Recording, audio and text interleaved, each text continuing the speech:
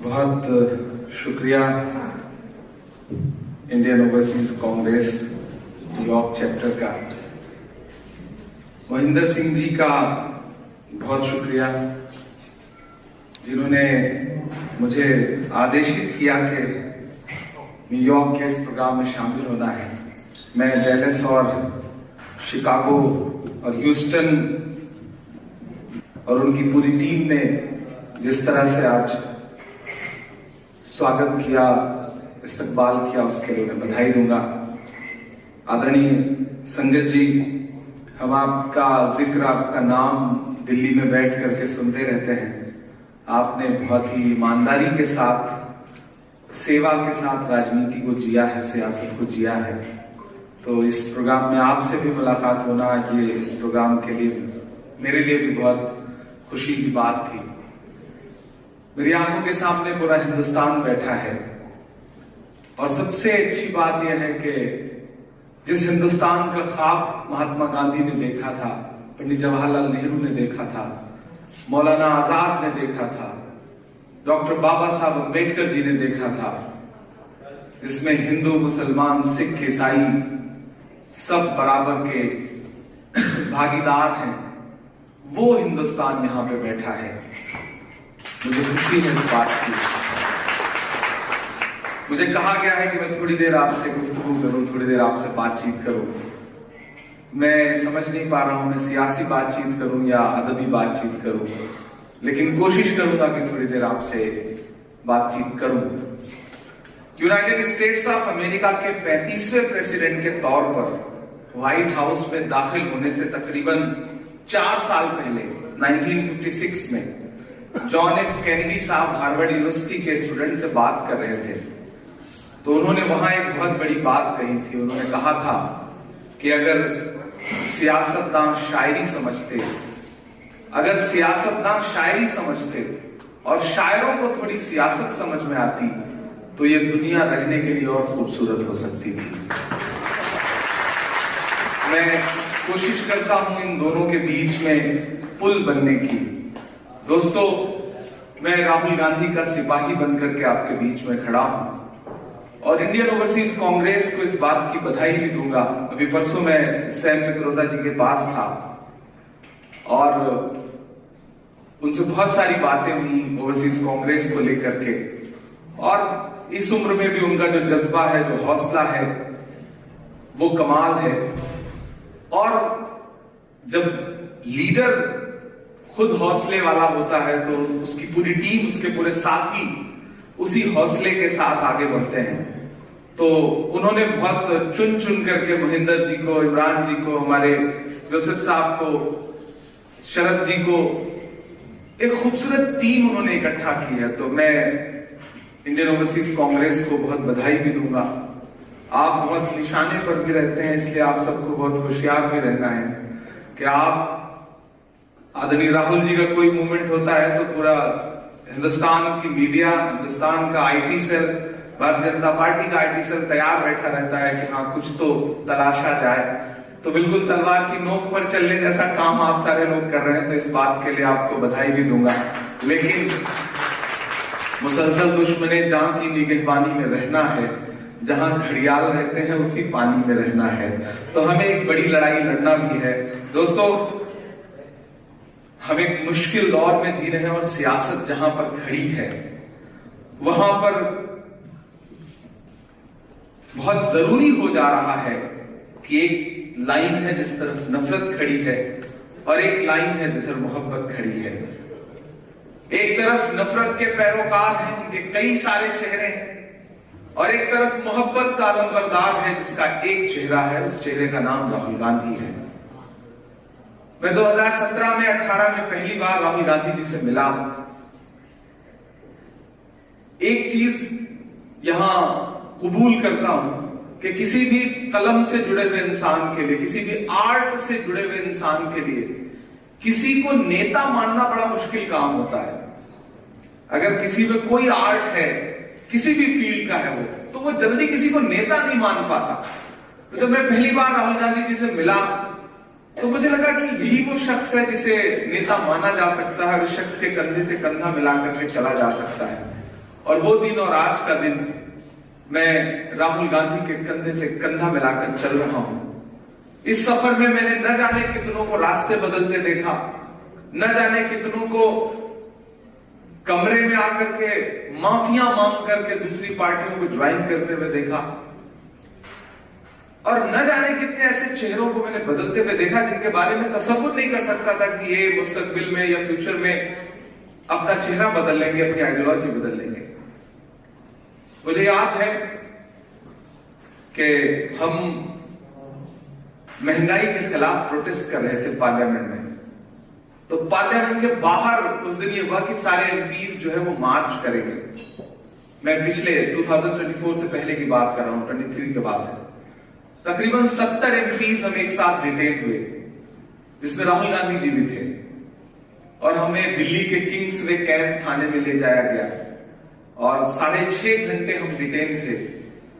राहुल गांधी जी के साथ डिटेन थे तो एक अलग एहसास भी था, एक अलग खुशी भी थी, और पंजाब के भी तमाम सारे एमपीज उस दिन मौजूद थे, सारे लोग हम डिटेन थे, और वहां बैठे बैठे से बातचीत होने लगी। तो इस पे चर्चा शुरू हुई कि कौन राहुल गांधी के साथ चल रहा है, कौन सफर में साथ छोड़ गया।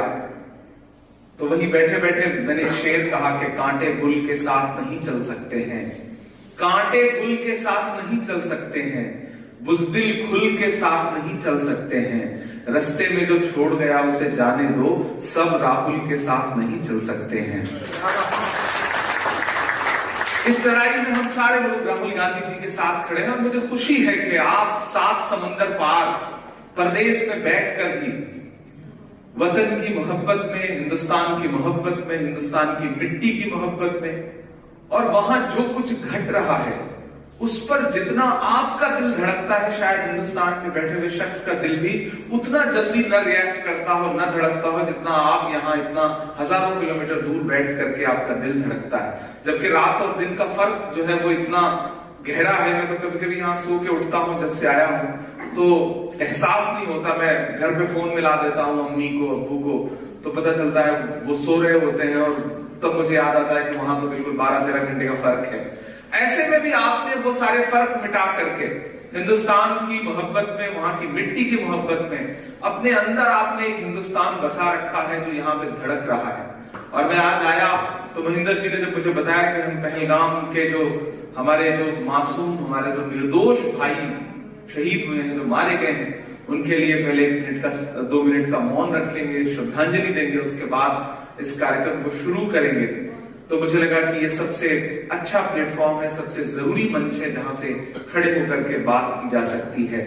जिस दिन से वो हादसा घटा है, मैं तो पूरे देश में, दुनिया में जाके ये कह रहा हूं कि अमन का क्यों कोई पैगाम नहीं जाता है, अमन का क्यों कोई पैगाम नहीं जाता है, नफरतों पर कोई इल्जाम नहीं जाता है, आंख मूंदूं तो वही खून ज़दा मंजर है, मेरी आंखों से पहलगाम नहीं जाता है, मेरी आंखों से पहलगाम नहीं जाता है।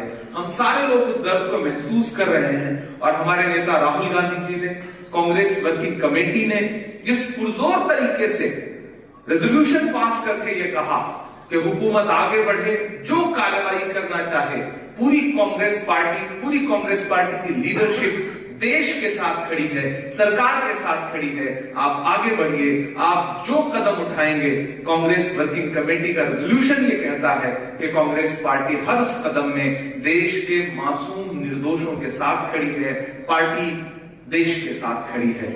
हम सारे लोग उस दर्द को महसूस कर रहे हैं, और यहां हजारों किलोमीटर दूर से उन्हें श्रद्धांजलि अर्पित करते हैं, खराजे अकीदत पेश करते हैं, और आपसे थोड़ी देर गुफ्तगू करने की कोशिश करता हूं। दोस्तों, एक मुश्किल वक्त है, हम एक ऐसे दौर में जी रहे हैं जब तमाम संस्थाओं ने या तो सरेंडर कर दिया है, और उसमें सबसे महत्वपूर्ण जो एक भूमिका होनी थी मीडिया की, उस संस्थान ने जिस शिद्दत से अपने आप को आत्मसमर्पित किया है, वो न सिर्फ शर्मनाक है बल्कि लोकतंत्र को हर दिन कमजोर भी कर रहा है। मैं अक्सर अपने भाषणों में ये बात कहता हूं कि सरकार की नाकामयाबियां और विपक्ष की कोशिशें, इन सब के बीच में अगर मीडिया को हटा दिया जाए तो सरकार शायद एक दिन भी न टिक सके, क्योंकि मीडिया जो रोल अदा कर रहा है वो तरह से, मतलब एक होता है समर्पण, एक आत्मसमर्पण और एक बिल्कुल दंडवत लेट जाना, उस भूमिका में मीडिया मौजूद है और हमें उन तमाम संस्थानों से लड़ते हुए भी मोहब्बत की लड़ाई को आगे बढ़ाना है। और चूंकि राहुल जी जो काम कर रहे हैं, मैं लगातार राहुल जी के बारे में, अभी आपको याद होगा एक वीडियो वायरल हो रहा है जब पिछले दिनों देश के हाकिम ने कुछ मीडिया के अपने साथियों के साथ बैठ करके पूछा था कि कौन राहुल। वो एक जुमला है जो पूरे दुनिया में, देश में सोशल प्लेटफॉर्म पे वायरल है। उन्होंने पूछा था कि कौन राहुल, तो मैं तो सोचता हूं कि मैं उन्हें बताऊं कि वही राहुल जिल्ले इलाही जिसने 2016 में जब आप नोटबंदी कर रहे थे तो ये कहा था कि अर्थव्यवस्था बर्बाद हो जाएगी और बर्बाद हुई। वही राहुल जिसने कोविड की सुनामी आने से 6 महीने पहले ये घोषणा कर दी थी, ये भविष्यवाणी कर दी थी कि कोविड की सुनामी आने जा रही है, सरकार को उसकी तैयारियां करनी चाहिए। आपने उसकी बात नहीं सुनी और पूरी देश ने देखा, पूरी दुनिया ने देखा कि गंगा के किनारे कितनी कितनी लाशें जली और हम सारे लोग वो मंजर देख करके रोते रहे। दिल्ली से लेकर के बिहार की सड़कों पर न जाने कितने पांव के छाले उस जमीन को अपने लहू से लाल करते रहे और सारे लोग बेबस होकर के देखते रहे। वही राहुल जिसके खिलाफ हजारों करोड़ रुपए खर्च करके प्रोपेगेंडा चलाया जाता रहा, लेकिन एक दिन जब कन्याकुमारी के समंदर के सफर के साहिल पर खड़े होकर के उस शख्स ने कहा कि मैं भारत को जोड़ने के लिए पैदल चलूंगा, पदयात्रा करूंगा, तो मैं उस शख्स के साथ खड़ा था उस शाम। मुझे याद है वो शाम 2022 की वो शाम थी, 23 की, हम सारे लोग खड़े थे और वहां खड़े होकर के उस शख्स ने कहा था कि मैं 4000 किलोमीटर जाऊंगा। तो आप यकीन जाने, आप यहां बैठे हैं, हम 4 किलोमीटर भी चलने का ख्वाब देखते हैं तो हमें लगता है कि कैसे चल पाएंगे, लेकिन एक शख्स कह रहा था हम 4000 किलोमीटर चलेंगे। और एक ऐसा शख्स जिसके बारे में देश का मुखिया क्या कहता है, वो तो शहजादा है, वो तो राजकुमार है। ये जुमला आपने सुना होगा ना, उनके भाषणों का सबसे महत्वपूर्ण जुमला है कि भाई वो तो शहजादे हैं, वो तो राहुल गांधी तो राजकुमार हैं।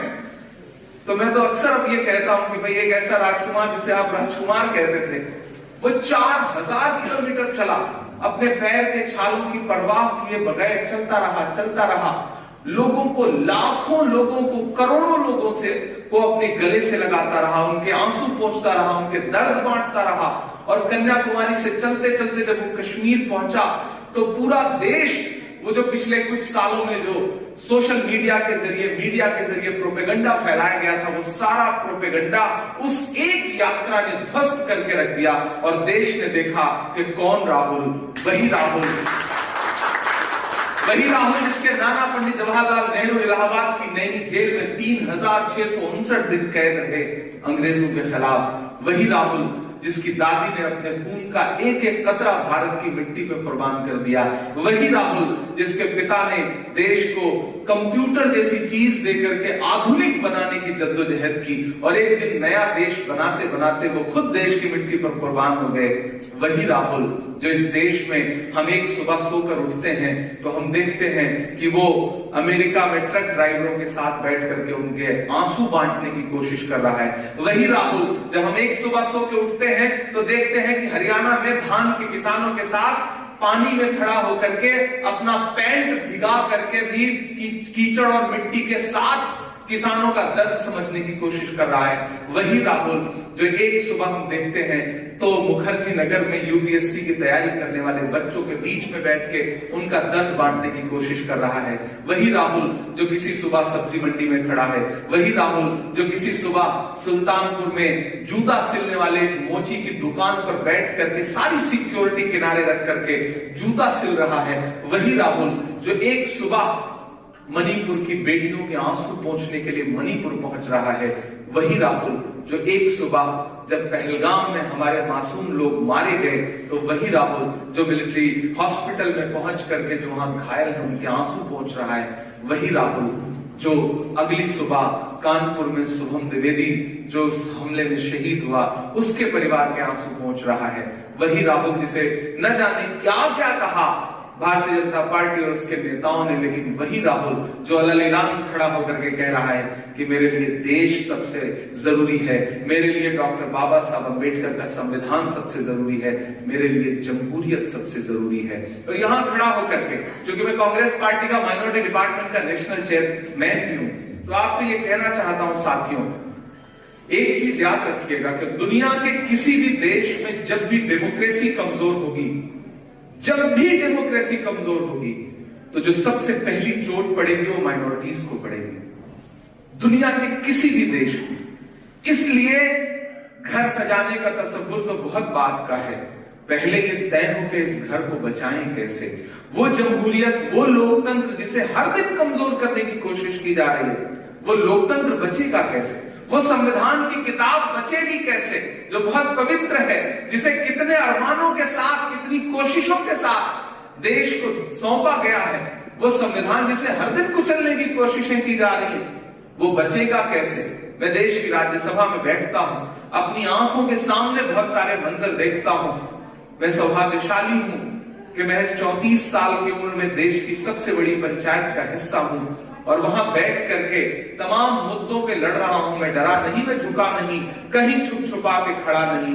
जो डटे हुए हैं महाज पर, मुझे उन सफों में तलाश कर। मैं लगातार बोल रहा हूं, मैं लगातार लड़ रहा हूं और सवाल पूछ रहा हूं देश की हुकूमत से भी और उन तमाम संस्थानों से भी जिनके मिलने से लोकतंत्र बनता है।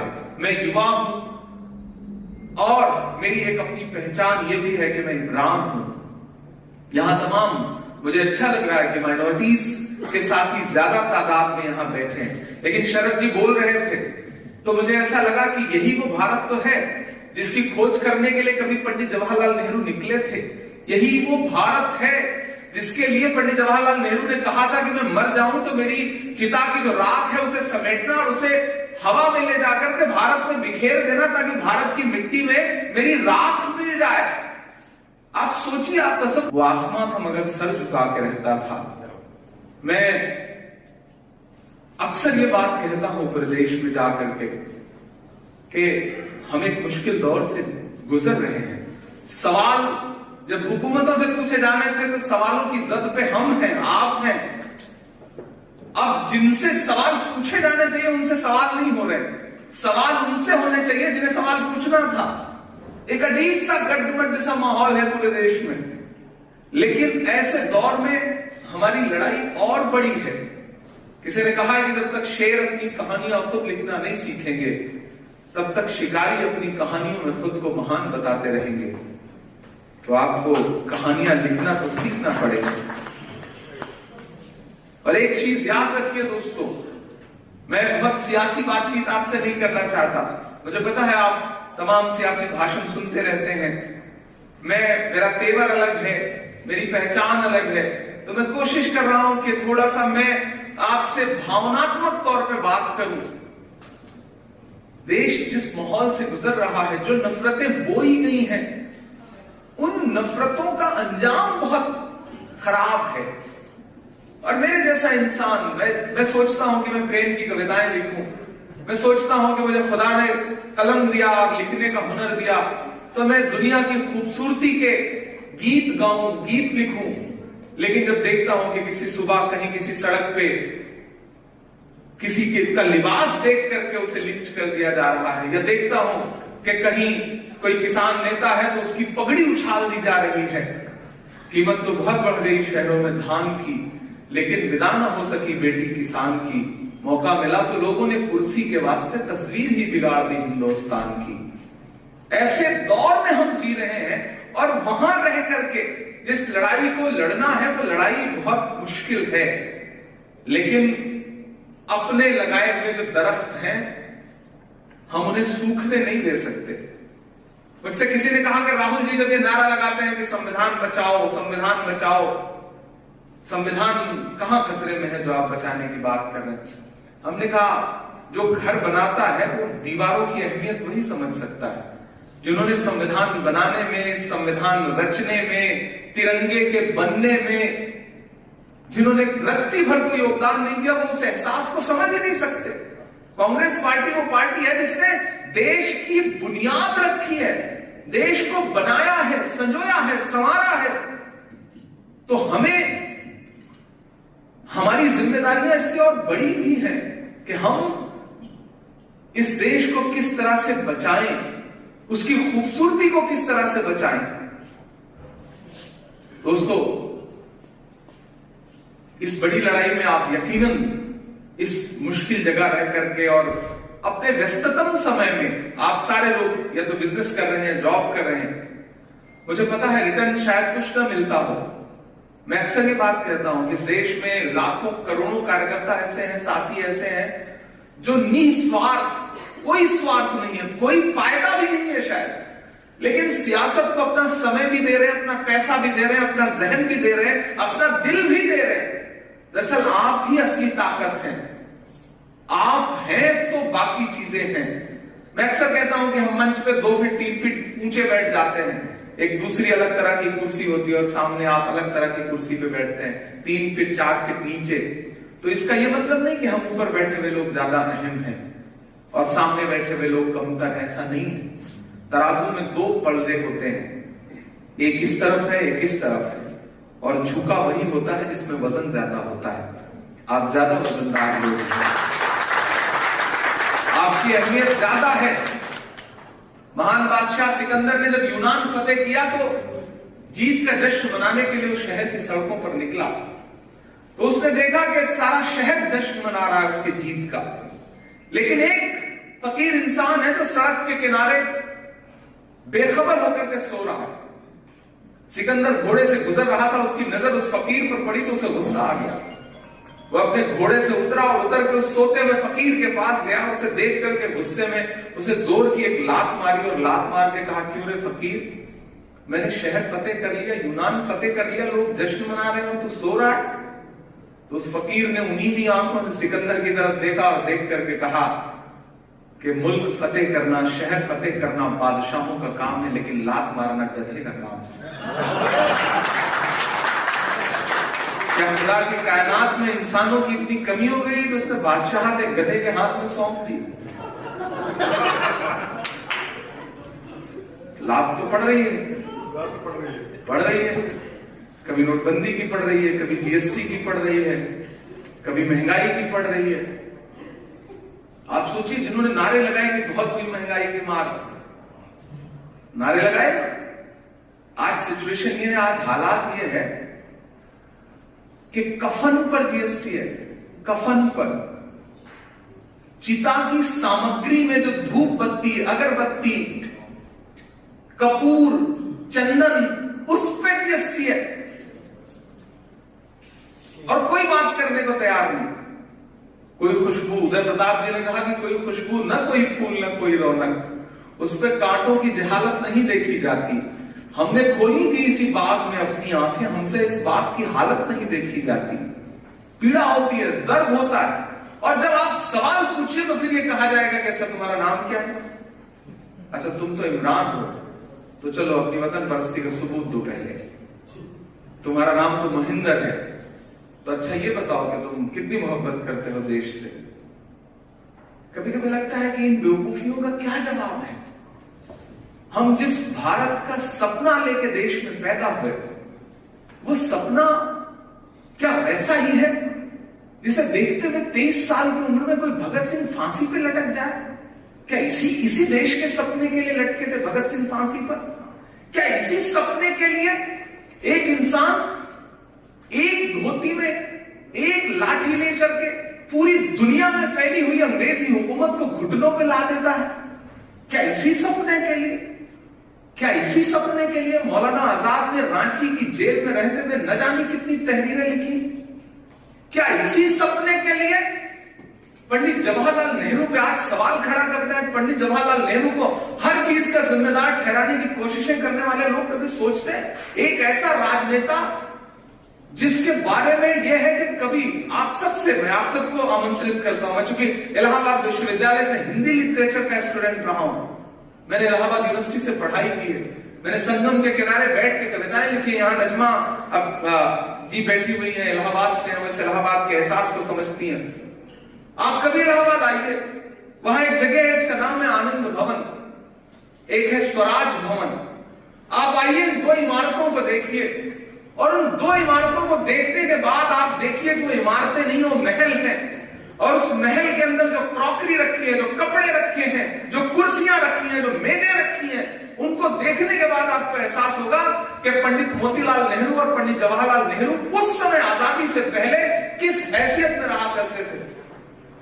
आज ये नए नए लोग आके कहते हैं कि नहीं तो फला जगह इतने पैसे की चोरी कर दी, उस परिवार पे इल्जाम लगाते हो जिस परिवार ने वही आनंद भवन, वही स्वराज भवन इस देश को दान कर दिया। कभी कभी लगता है कि हम कौन सी लड़ाई लड़ रहे हैं, किन लोगों के बीच में संविधान और लोकतंत्र की दुहाइयां दे रहे हैं। लेकिन कितना भी मुश्किल हो, हमें लड़ना तो है, हमें बात तो करनी है। मैं बहुत ज्यादा भाषण दे गया, मुझे ऐसा लग रहा है। मैं कभी कभी हम भावनात्मक हो जाते हैं। मैं राहुल जी के सफर को देख रहा हूं, और जब वो यात्रा पर निकले थे तो मैंने एक कविता लिखी थी, एक शायरी लिखी थी, एक नज्म लिखी थी, वो मैं आपको सुनाता हूं। वही सवाल है ना कि कौन राहुल, तो मैं बताता हूं कौन राहुल। वो चल रहा है, उदास मौसम बदल रहा है, धुएं का पर्वत पिघल रहा है। उदास मौसम बदल रहा है, धुएं का पर्वत पिघल रहा है, दिलों में लावा उबल रहा है। सुबह सुबह जब हुजूम लेकर सफर पर निकले तो यूं लगे है कि जैसे सूरज निकल रहा है। वो चल रहा है, वो चल रहा है, वो चल रहा है। वो कह रहा है कि नफरतों से जो दिल है टूटे मैं जोड़ दूंगा। एक नारा, नफरत छोड़ो भारत जोड़ो। एक नारा, नफरत के बाजार में मोहब्बत की दुकान खोलनी है। आप महेंद्र जी महाराष्ट्र भी आए थे भारत जोड़ो यात्रा में। पंजाब तो आपका घर है ही, आप वहां भी शामिल थे। आप सबने देखा, मैं शामिल रहा हूं उनके साथ। 25 किलोमीटर बिना पैर के छालों की परवाह किए बगैर वो शख्स चलता रहा। मेरे नाखून 3-4 बार उखड़े हैं इस सफर में। आप सोचिए उस आदमी के पैरों के छालों का क्या हाल रहा होगा। वो कह रहा है कि नफरतों से जो दिल है टूटे मैं जोड़ दूंगा। वो कह रहा है हर एक दरिया, हर एक तूफान को मोड़ दूंगा। सुनो सितमगर, न समझो डरकर मैं अपने लोगों को छोड़ दूंगा। सितम की गर्दन मरोड़ दूंगा। सितमगरों की हर एक ख्वाहिश, हर एक साजिश कुचल रहा है। वो चल रहा है, वो चल रहा है। और आखिरी पंक्तियां इस नज्म की कि जमाने भर की तमाम माओं ने हाथ उठा के दुआएं दी हैं। तमाम बच्चों ने उस तपस्वी का माथा चूमा, बलाएं ली हैं। जो नफरतों का जहर भरा है वो बन के शंकर निगल रहा है। वो चल रहा है, वो चल रहा है। मोहब्बतों की किताब लेकर, लबों पे अपने गुलाब लेकर, सुनहरे रंगों का ख्वाब लेकर वो आया है इनकलाब लेकर। बलाएं रास्ता बदल रही हैं, बलाएं रास्ता बदल रही हैं, फजाएं खुशबू में ढल रही हैं। ये नफरतों का निजाम बदले, हिकारतों का कलाम बदले। अगर ये रहबर नहीं बदलते तो इस वतन में खुशी की खातिर अब अपना लहजा अवाम बदले। अंधेरे बेचैन दिख रहे हैं, कोई है जो इस अंधेरी शब में मशाल की तरह चल रहा है। वो चल रहा है, वो चल रहा है, वो चल रहा है। और उस चलने वाले इंसान का नाम राहुल गांधी है। और हम सारे लोग उस राहुल गांधी के साथ हैं। मैं अब थोड़ी देर आपको थोड़ी थोड़ी कविता भी सुनाऊंगा, शायरी भी सुनाऊंगा। नहीं आप कहेंगे कि पूरी तरह नेता हो गया है, शायर नहीं रह गया है, तो मैं कोशिश करूंगा कि मैं वो सारी चीजें आपके बीच में आपसे शेयर करता रहूं। खौफ नहीं जिसे मुरझाने का, मैं उस गुल के साथ खड़ा हूं। आप थोड़ी देर अब सियासत से बाहर आ जाइए। और मोबाइलों ने बड़ा जीना आजाद कर दिया है। वो एक महिला थी, उन्होंने कहा कि मोबाइल की वजह से, व्हाट्सएप की वजह से मेरा बच्चा स्कूल नहीं जा पा रहा है। तो पड़ोसी ने पूछा भाई इसमें व्हाट्सएप का क्या कसूर, बच्चा क्यों नहीं स्कूल जा पा रहा है। तो उन्होंने कहा कि एक दिन वो घर से स्कूल के लिए निकला तो उसे पहुंचने में देर हो गई, तो मैं घबरा गई। तो मैंने व्हाट्सएप के ग्रुप में, कम्युनिटी ग्रुप में लिख दिया कि मेरा बच्चा जिसकी फोटो ये है स्कूल नहीं पहुंच पा रहा है, जिसे भी मिले इसे घर पहुंचा देंगे। बोले उस दिन तो वो स्कूल पहुंच गया, उसके बाद से जब भी स्कूल के लिए निकलता है कोई ना कोई उसे ला करके घर छोड़ जाता है, वो स्कूल ही नहीं पहुंच पा रहा है, तो मैसेज लगातार फॉरवर्ड हो रहा है। तो मोबाइलों ने जिंदगी बड़ी अजाब कर रखी है, सोशल प्लेटफॉर्म ने जिंदगी बड़ी बदल के रख दी है।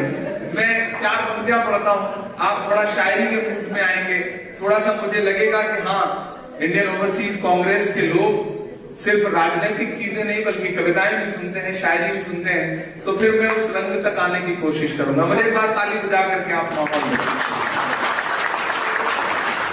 खौफ नहीं जिसे मुरझाने का, हम उस गुल के साथ खड़े हैं।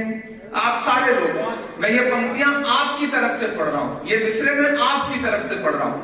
कि खौफ नहीं जिसे मुरझाने का, हम उस गुल के साथ खड़े हैं।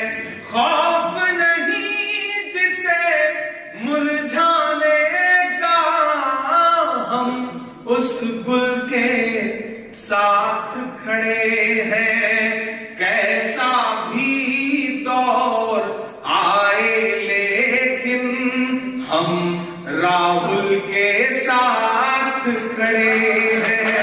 कैसा भी दौर आए लेकिन हम राहुल के साथ खड़े हैं। कल भी खुल के साथ खड़े थे, आज भी खुल के साथ खड़े हैं। कैसा भी दौर आए लेकिन हम राहुल के साथ खड़े हैं। बहुत शुक्रिया। ये जरूरी चीज थी जिसे मेरा मन कर रहा था कि मैं सुना दूं। अब एक नज़्म सुनाता हूं कि जख्म पे जख्म खा के निकले हैं। एक दिन पार्लियामेंट में 146 MP, तो मैं बाहर निकला तो मीडिया के लोग खड़े थे, बोले आ गया स्वाद, हो गए सस्पेंड। मजा लेते हैं, तंज करते हैं। तो मैंने कहा कि आज अगर सस्पेंड ना होते और सूची में मेरा नाम ना होता तो मुझे ऐसा लगता कि मैं बुज़दिलों में शुमार हो रहा हूं। सस्पेंड होके निकला हूं तो ऐसा लग रहा है कि मैं बहादुरों में हूं। ये जरूरी था। तो उन्होंने कहा आप शायर हैं, शायरी की भाषा में बताइए।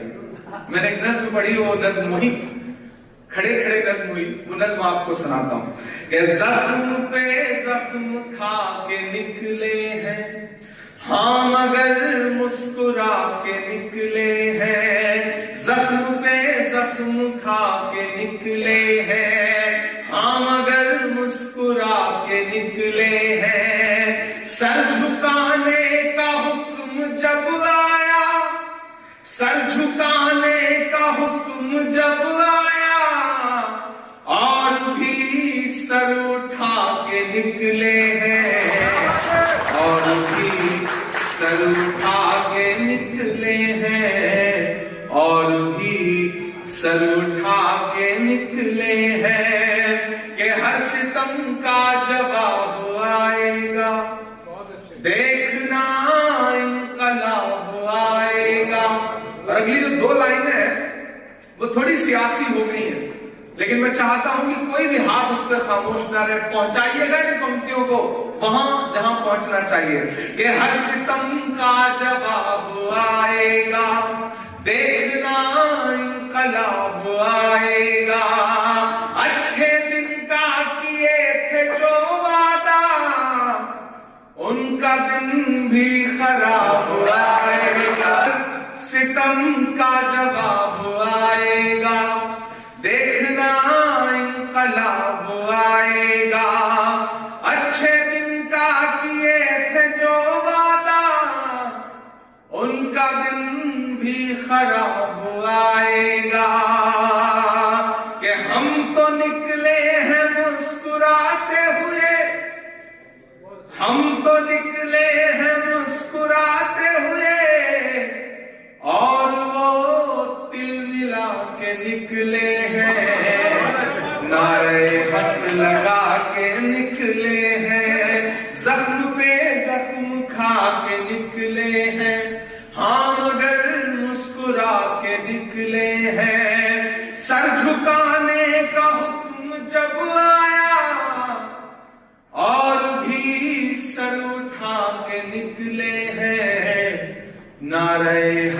लगा के निकले हैं। किसी ने कहा इमरान साहब कहां सियासत, कहां साहित्य, आप इस दुनिया में कहां आ गए, आप तो वहां के आदमी हैं। तो मैंने कहा कि मोहब्बत कौन करता है, सियासत कौन करता है, मोहब्बत कौन करता है, सियासत कौन करता है, मुझे मालूम है मेरी हिफाजत कौन करता है। और हम ही ने लाज रखी है बुजुर्गों की यहाँ, वरना सभी टुकड़ों पे पलते हैं, बगावत कौन करता है। तो इस दौर में जो खड़ा है, जो लड़ रहा है, जो बोल रहा है, उसकी कद्र करिए, उसका सम्मान करिए, उसकी इज्जत करिए, क्योंकि ये लड़ाई बहुत बड़ी लड़ाई है। तब मैं ये पंक्तियां पढ़ता हूं, ये झूठ को नापसंद करते हैं, सच का नारा बुलंद करते हैं, झूठ को नापसंद करते हैं, सच का नारा बुलंद करते हैं, हाकिमे वक्त से अदावत है, वो हमें कम पसंद करते हैं, वो हमें कम पसंद करते हैं। इन अंधेरी सियाह रातों में एक दिया हम जला के निकले हैं, नारे हक लगा के निकले हैं, और भी सर उठा के निकले हैं। बहुत शुक्रिया। मैं एक कविता और सुनाता हूं, फिर इस कार्यक्रम को उसके अंजाम तक पहुंचाते हैं। देखिए, इमरान साहब बहुत समझदार आदमी हैं। इन्होंने शुरू में मुझे फोन किया, मैसेज किया, और मैं वक्त नहीं निकाल पा रहा था, तो फिर इन्होंने सीधे मोहिंदर साहब को जिम्मा सौंप दिया। और मोहिंदर साहब की आवाज में, उनकी बातों में, मैं कभी मिला नहीं उनसे, लेकिन फोन पर ऐसा लगा जैसे कोई बड़ा बुजुर्ग, कोई अपने परिवार का अहम सदस्य। इतने प्यार से उन्होंने कहा कि न्यूयॉर्क आ जाइए। मैं कल रात शिकागो में 2 बजे रात तक मुशायरे में था, बिल्कुल सोया नहीं, सुबह उठ करके 9 बजे एयरपोर्ट निकलना था। तो बस मोहिंदर साहब की आवाज में, इनकी बातों में कुछ बात है कि मजबूर होके आ गए। और ये इमरान साहब की चालाकियां थी कि उन्होंने सीधे मोहिंदर साहब का दामन पकड़ा कि नहीं, आपको बुलाना है। होती ही है तेज। हाँ, ये बात है, थोड़े समझदार होते हैं थोड़े। तुम कहते हो तुम्हें बारिशें पसंद है, लेकिन जब होती हैं तो छतरियां खोल लेते हो। तुम कहते हो तुम्हें सूरज पसंद है, लेकिन जब वो चमकता है तो तुम छांव तलाशने लगते हो। तुम कहते हो तुम्हें हवाएं पसंद है, लेकिन जब वो चलती हैं तो तुम खिड़कियां बंद कर लेते हो। मुझे डर लगता है जब तुम कहते हो मुझे तुमसे मोहब्बत है। मैं 4 में से पढ़ता हूं कि चाक है जिगर फिर भी आए हैं रफू करके। मैं शरद जी को सुन रहा था और मुझे लगा कि काश हर देशवासी, हर भारतवासी बस यही सोचने लग जाए कि चाक है जिगर फिर भी आए हैं रफू करके, जाएंगे हकीकत से तुमको रूबरू करके। प्यार की बड़ी इससे और मिसाल क्या होगी, प्यार की बड़ी इससे और मिसाल क्या होगी। हम नमाज पढ़ते हैं गंगा में वजू करके, हम नमाज पढ़ते हैं गंगा में वजू करके। और हजारों किलोमीटर दूर बैठे हुए मेरे तमाम हिंदुस्तानी भाइयों, तुम्हें मदहोश जो कर दे वो जादू साथ लाया हूं, तुम्हें मदहोश जो कर दे वो जादू साथ लाया हूं। तुम्हारे चाहने वालों के आंसू साथ लाया हूं। मेरे परदेसियों, सौगात देने के लिए तुमको मैं अपने गांव की मिट्टी की खुशबू साथ लाया हूं। मैं अपने गांव की मिट्टी की खुशबू साथ लाया हूं। मैं एक छोटी सी कविता आपको और सुनाता हूं, और आप धीरे धीरे शायरी सुनने के, मुझे लगता है कि उस जहनियत की तरफ आ चुके हैं कि अब आपको एक आध नज्म सुनाई जा सकती है। मैं इन दिनों एक नज्म पढ़ रहा है, ट्रेडिशन चला है देश में अरोड़ा जी।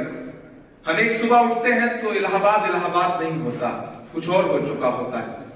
हम एक सुबह उठते हैं तो किसी शहर जिसमें हमने सांसें ली हैं, जिसमें हमने जिंदगी को जिया है, जिसमें हम अपने पैरों पे घुटनों के बल चल के बड़े हुए हैं, पता चलता है कि एक हुक्मरान ने कह दिया कि आज से शहर का ये नाम नहीं है। हालांकि वो शहर और उसका नाम हमारी रगों में बसा हुआ है, सांसों से कैसे निकालें उसे। लेकिन एक सनक चल रही है, नाम मिटा दो, इमारतों के नाम बदल दो, निशानियां मिटा दो, विरासत मिटा दो। मैंने एक नज्म कही जिसका उन्वान है लाल किला। मैं वो नज्म आपको सुनाता हूं और आप सारे लोग उस नज्म को सुनेंगे तो आपको अच्छा लगेगा। आप बस ये सोचें कि माइक पर इमरान प्रतापगढ़ी नहीं खड़ा है, बल्कि लाल किला खड़ा होकर के बोल रहा है। इन दिनों ऑफिशियली इनविटेशन मिलता है भाषण सुनने के लिए, तो अब मेंबर ऑफ पार्लियामेंट हैं तो जाना पड़ता है। कभी कभी जब मैं उन दीवारों के पड़ोस से गुजरता हूं तो मुझे ऐसा लगता है जैसे वो दीवारें कह रही हैं। मैं पढ़ता हूं, सुनिएगा। मैं लाल किला हूं, मैं लाल किला हूं। आप जब मोबाइल में रिकॉर्डिंग करने में लग जाते हैं ना तो फिर ताली बजाना और दाद देना तो भूल ही जाते हैं।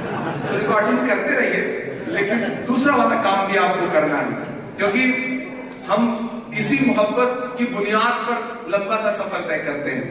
मैं लाल किला हूं, मैं लाल किला हूं, हिंदुस्तान में तुझे तोहफे में मिला हूं। मैं लाल किला, लाल किला, लाल किला हूं, मैं लाल किला हूं। पहला बंद पड़ता है इस नज़्म का कि मेरे बनाने वाले से नफरत भी है उनको, और मेरी दीवारों से मोहब्बत भी है उनको। जो पीछे लोग बैठे हैं सबकी शिरकत, तो थोड़ी देर आप भूल जाइए कि आप किसी सियासी कार्यक्रम में बैठे हैं, थोड़ी देर सिर्फ शायरी का जश्न हो कि मेरे बनाने वाले से नफरत भी है उनको, और मेरी दीवारों से मोहब्बत भी है उनको। भारत की सिपाही है मेरी लाल दीवारें, सदियों की गवाही है मेरी लाल दीवारें। देखा गया एक ख्वाब हूं मैं शाह जहां का, तामीर कामयाब हूं मैं शाह जहां का। तारीख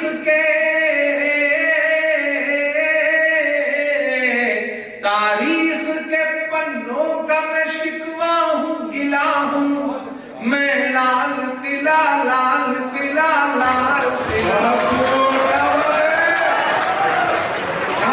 मैं लाल किला हूं। और अब एक बंद पढ़ता हूं, आप मेरे तेवर तक पहुंचिएगा मैं कहां से बोल रहा हूं कि नेहरू के ख्यालों का निगहबान रहा हूं। लाल किला कह रहा है कि नेहरू के ख्यालों का निगहबान रहा हूं, मैं लाल बहादुर का भी अरमान रहा हूं। राजीव अटल सबके हूं अल्फाज समेटे। अगली जो लाइन है ना उसमें एक नाम आएगा, और नाम वो नहीं आएगा जो आप सोच रहे हो, लेकिन जो नाम आएगा ना उसके लिए मन में जो श्रद्धा हो, जो सम्मान हो, उसे तालियों में बदलना। मैं पढ़ता हूं, सुनिएगा कि नेहरू के ख्यालों का निगहबान रहा हूं, मैं लाल बहादुर का भी अरमान रहा हूं। राजीव अटल सबके हूं अल्फाज समेटे, खामोश समन मोहनियत अंदाज समेटे,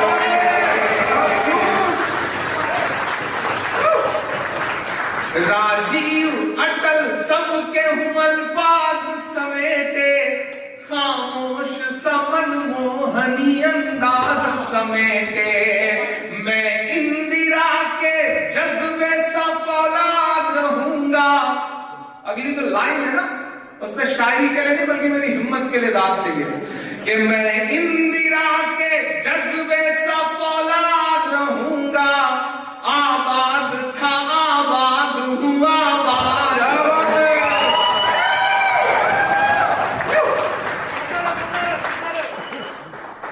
नेहरू के ख्यालों का निगहबान रहा हूं, मैं लाल बहादुर का भी अरमान रहा हूं, राजीव अटल सबके हूं अल्फाज समेटे, खामोश समन मोहनी अंदाज समेटे, मैं इंदिरा के जज्बे सा फौलाद रहूंगा, आबाद था आबाद हुआ आबाद रहूंगा, मैं हिंद के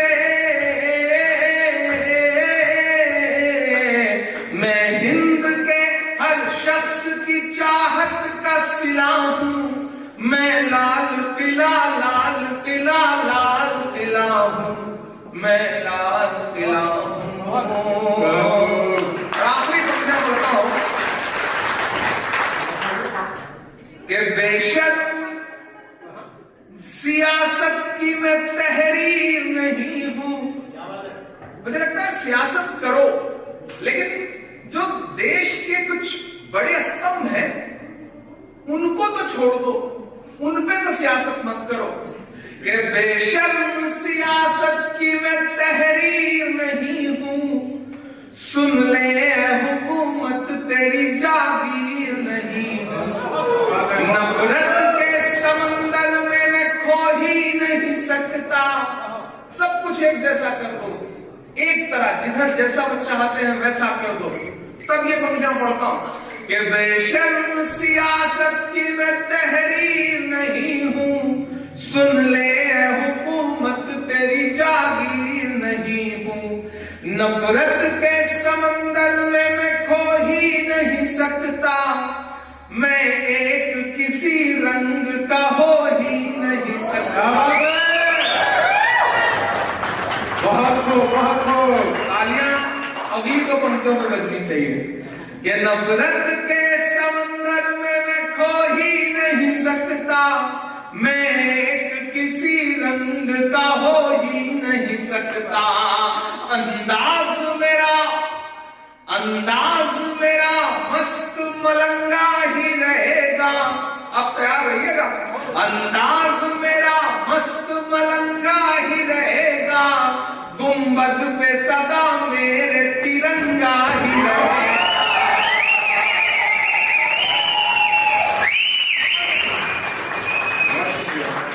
अंदाज मेरा मस्त मलंगा ही रहेगा, गुंबद पे सदा मेरे तिरंगा ही रहेगा, वो फूल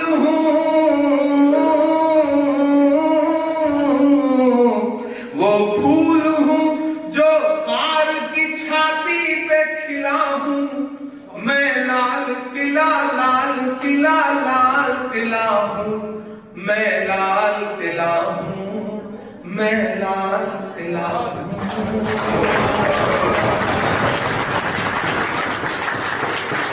और आखिर में सिर्फ दो शेर सुना करके सुनाते रहे।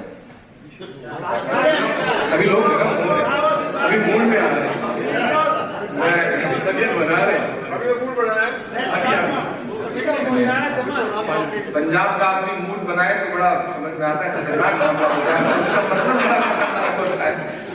लेकिन आप सबके जज्बे को सलाम। और सच में मैं ऐसा ही भारत, ऐसा ही हिंदुस्तान देखना चाहता हूँ, देश के हर कोने में, देश के हर इलाके में, देश के हर गांव में, जहां किस टेबल पर महेंद्र जी बैठे हैं, शरद जी बैठे हैं, इमरान बैठे हैं, या जोसेफ साहब बैठे हैं, वो कौन, मतलब कौन हिंदू, कौन मुसलमान, कौन सिख, कौन ईसाई, कौन पारसी, कौन बौद्ध, कौन दलित, बस इंसान बैठे हैं, हिंदुस्तानी बैठे हैं, भारतवासी बैठे हैं,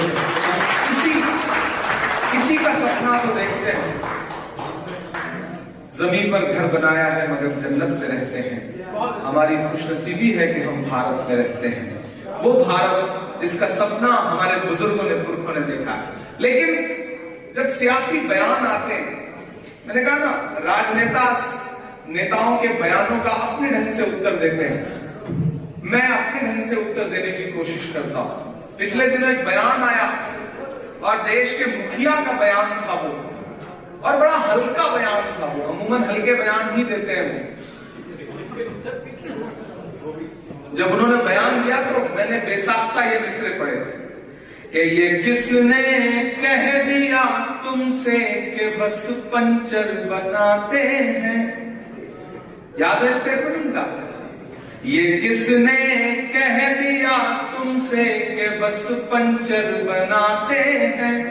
अगली लाइन सुन के मुझे बताना, ये सिख कौम बैठी हो, आप बैठे हो, अगर लिस्ट निकाली जाए कुर्बानियां देने वालों की तो सरे फहरिस्त नजर आएंगे आप सारे लोग। तब इमरान ये मिसरे पढ़ रहा है, ये किसने कह दिया तुमसे कि बस पंचर बनाते हैं।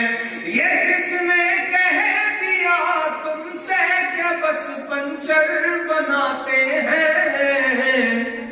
वतन पर हंस के जो कट जाए ऐसे सर बनाते हैं। वतन पे हंस के जो कट जाए ऐसे सर बनाते हैं। और एक तरफ नफरत की राजनीति है और एक तरफ नफरत के बाजार में मोहब्बत की दुकान खोलने वाले राहुल गांधी की राजनीति है। मैं इस राजनीति का हामी हूं तो ये मिसरे पढ़ रहा हूं। वतन पे हंस के जो कट जाए ऐसे सर बनाते हैं। उन्हें बुलडोजरों के बाजुओं पर नाज है लेकिन, उन्हें बुलडोजरों के बाजुओं पे नाज है लेकिन, हमारा फर्ज है हम बेघरों के घर बनाते हैं। हमारा फर्ज है हम बेघरों के घर बनाते हैं। कविता और शायरी इशारे में बात करती है, लेकिन सामने समझदार लोग हो, नहीं मैं तो पानी पिलाने वाला आदमी हूं, पीने वाला।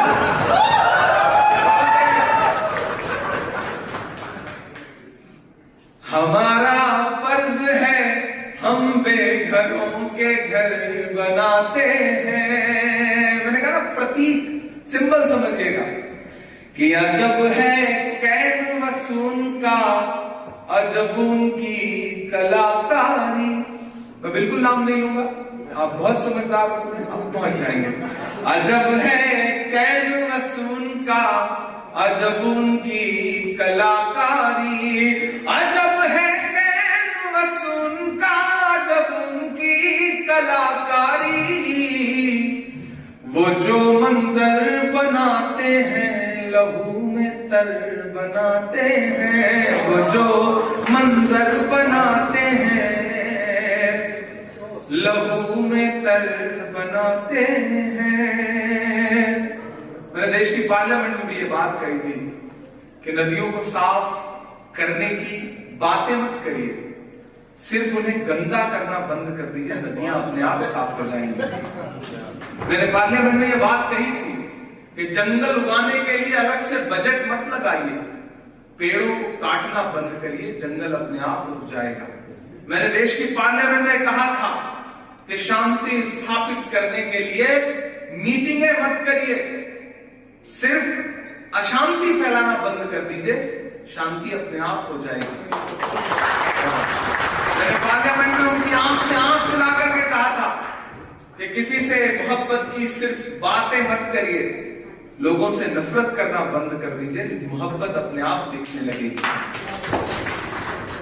मैं अंत में, चूंकि हमें उस कार्यक्रम तक भी पहुंचना है कि एक कैंडल के थ्रू हमें उन शहीदों को, उन मासूम लोगों को, उन बेगुनाहों को श्रद्धांजलि देनी है। लेकिन मैं चाहता हूं कि मैं पहले शब्दों से श्रद्धांजलि दे लूं, उसके बाद फिर हम अंत में इस कार्यक्रम को करेंगे। मैं अंत में एक नज्म पढ़ता हूं और जिसे मैं पूरी दुनिया में जहां भी जा रहा हूं मैं इसे पढ़ रहा हूं। मैं शायर हूं, उस घराने से आता हूं जो शिव बटालवी का घराना है, साहिर लुधियानवी का घराना है, गालिब का घराना है, तुलसी का घराना है, मीर का घराना है, मीरा का घराना है। मैं उस घराने से आता हूं। सियासत में तो आ गया, नसीब लेके आ गया। मैं तो कहीं किसी गांव में, छोटे से गांव में पैदा हुआ। और ये बात मैं बहुत मोहब्बत से कह रहा हूं कि दुनिया कहती है राहुल गांधी की राजनीति का मानक क्या है। मेरे जैसा एक व्यक्ति जो प्रतापगढ़ के छोटे से गांव में पैदा हुआ, मुख्यालय से तकरीबन 20 किलोमीटर दूर, जिसने 12वीं तक अपनी पढ़ाई साइकिल से चला करके 12-13 किलोमीटर 15 किलोमीटर जाते थे पढ़ाई करने के लिए। पूरी खानदान में 5 पीढ़ियों तक राजनीति में किसी का कहीं कोई लेना देना नहीं। ऐसे एक इंसान की जब मुलाकात हुई और राहुल गांधी जी ने जब मुझे बुलवाया, मेरी मुलाकात हुई, हमने बातें की और जब मैं उनके कंधे से कंधा मिला के खड़ा हुआ तो एक दिन उन्होंने सारे फैसले किनारे रखते हुए मेरे जैसे इंसान का हाथ पकड़ा और हाथ पकड़ के कहा कि देश की सबसे बड़ी पंचायत में जाओ, वहां अन्याय के खिलाफ, बेइंसाफी के खिलाफ आवाज बुलंद करो। तुम्हारी आवाज के साथ राहुल गांधी खड़ा है। यह है राहुल गांधी का विजन और मैं उनकी मोहब्बत को सलाम करता हूं और अपने फर्ज को सियासत में आने के बाद भी निभाते रहने की कोशिश करता हूं। मैं एक नज्म पढ़ रहा हूं इन दिनों, आप उस एहसास तक पहुंचेंगे। कोई ताली नहीं चाहिए, बस बिल्कुल खामोशी चाहता हूं। ये शायद उन मासूमों के लिए, उन बेगुनाहों के लिए और दुनिया भर के बेगुनाहों के लिए शायद सच्ची श्रद्धांजलि होगी जिनका लहू कहीं भी बेगुनाह तौर पे बहाया जा रहा है। मैं पढ़ता हूं, सुनेगा। कि सिर्फ लाशों की फसल आती है जब जमीन खून में नहाती है। सिर्फ लाशों की फसल आती है जब जमीन खून में नहाती है। गोली चाहे कहीं चले लेकिन जान इंसानियत की जाती है। सिर्फ लाशों की फसल आती है जब जमीन खून में नहाती है। गोली चाहे कहीं चले लेकिन जान इंसानियत की जाती है। पूछता हूं तमाम दुनिया से, पूछता हूं तमाम तीनों से, अम्न के हर निगार खाने से। पूछता हूं तमाशबीनों से, जालिमों नींद कैसे आती है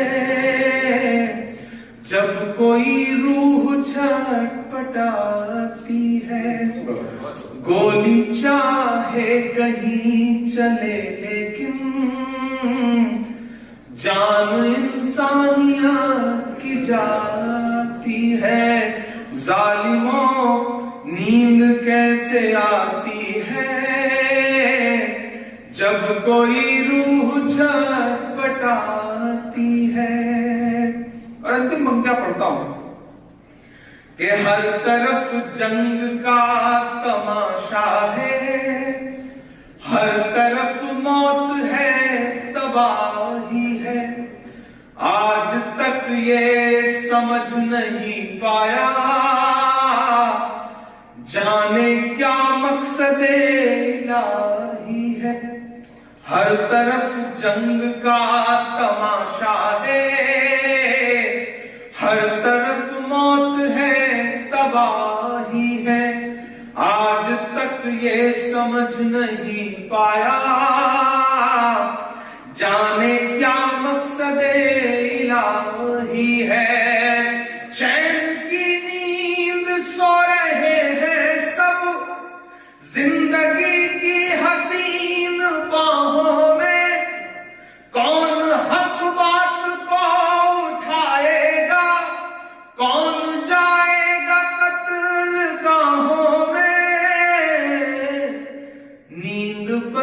ख्वाब ही दिखाती है,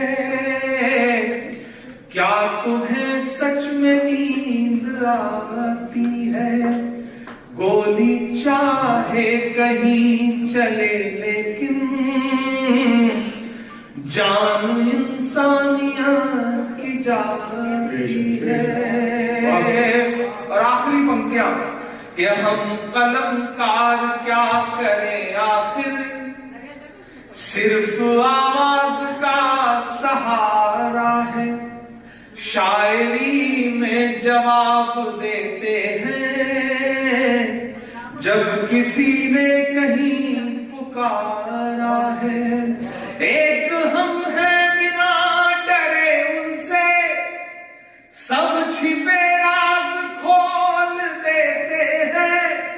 लोग डरते हैं जिसको कहने से, हम खुलेआम बोल देते हैं। रात जब डर से थरथराती है, चीख भी हौसला बढ़ाती है। क्या बात है, गोली चाहे जहां चले लेकिन जान इंसानियत की जाती है। क्या बात है, बहुत